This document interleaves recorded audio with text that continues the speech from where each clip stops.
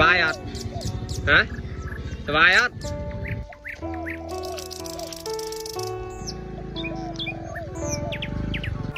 สุดท้ายประโยชน์นี้คือจิสกรรมเพื่อคลา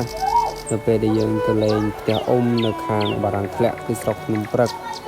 ដោយសារតែនៅទីតាំងតំបន់នេះគឺជាតំបន់ព្រៃភ្នំចឹងហើយបងប្អូនជាកសិករយើងគាត់ធ្វើតែចំការហើយដាំដូចជាដំណាំប័រកស៊ូសឡងពោតហើយនឹងដូងក្អូបអញ្ចឹងអ្នកទាំងអស់គ្នាហើយកន្លងជ្វាកន្លងអីហ្នឹងហើយសកម្មភាពនៅពេលដែលយើងទៅនេះគឺអត់អីទេដោយសារតែមេឃវាអត់ទាន់ភ្លៀងវាគ្រាន់តែអ៊ូលអាប់តែដល់ពេលយើងមកវិញគឺដូចថ្លៃយើងអ្នកនរគ្នាគឺដូចថាចឹងសារតែមុនពេលចេញមកហ្នឹងអ៊ំគាត់ប្រាប់ដែរគាត់ថាឲ្យទៅផ្លូវសាស្តាទៅឡើងទៅផ្លូវកស៊ូទៅតែដោយសារតែយើងខ្លាចថាឆ្ងាយនឹងអត់ជួយគាត់យើងឌឺនេះហើយគឺជាលទ្ធផលដែលយើងឌឺដោយសារតែយើងគិតថាមកផ្លូវនេះចិត្តហើយណាមួយពេលយើងមកផ្លូវគ្រូក្រហមហ្នឹងហើយមិននឹកស្មានថាដល់ពេលមកវិញភ្លៀងតែមួយម៉េវាជោគជាំអញ្ចឹងហើយដល់ពេលមកហ្នឹងតាមផ្លូវ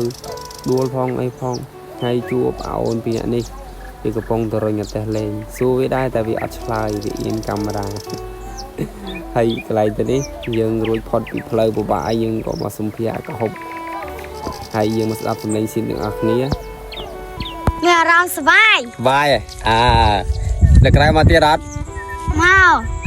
មកម្នេះអញសុភាឲ្យតិចមើលឲ្យដាប់បងប្អូនកូពីលីនចុចបេះដូងហើយនិយាយពីថាឲ្យទៅរួចពីផុតពីផ្លូវពិបាកមកនិយាយពីដោយសារតែផ្លូវនឹងវាស្ងាត់ដល់អ្នកទាំងអស់គ្នាហើយនៅមួយយើងខ្លាចជប់ពលព្រោះឲ្យពេលចេញម៉ោងល្ងាចដែរដូចជាខ្ទង់ម៉ោង5ជាងហើយផ្លូវយើងទៅមុខក៏មិនដឹងថានៅពិបាកទៀតឬក៏ស្រួលហើយចឹងហើយយើងភ័យខ្លាចជប់ដោយសារតែផ្លូវកន្លែងនោះវាស្ងាត់ហើយអាខុបគេជិះមកគេឃើញទុកនងគេថាគេឃ្លានចឹងហើយយើងក៏ឈប់តាមផ្លូវមួយផ្លេតដើម្បីទិញនំទិញក្រូចឲ្យវាផឹកហើយក៏សូមអរគុណអ្នកទាំងអស់គ្នាសម្រាប់វីដេអូយើងគឺមានតែប៉ុណ្្នឹងដែរ